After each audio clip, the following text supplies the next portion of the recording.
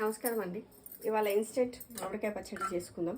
దానికి కావాల్సింది మెంతుల పొడి, ఆవు పిండి, పసుపు, అల్లం వెల్లుల్లి పేస్ట్, జీరా పౌడర్, కారం, ఉప్పు. ఫస్ట్ తాలింపు వేసుకుందాం.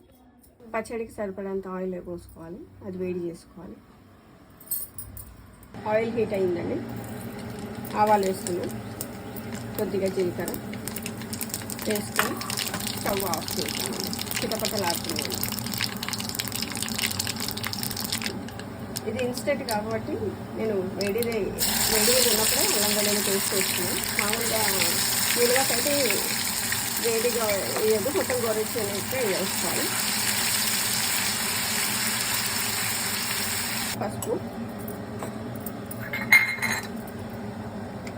ఆవపిండి, కారం అన్నీ వేసుకొని ఈ తాలింపు అంతా ఇందులో వేసేసుకోవాలి.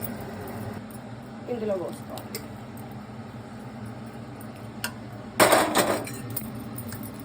నూనె నుంచి మామిడికాయ పచ్చడి రెడీ.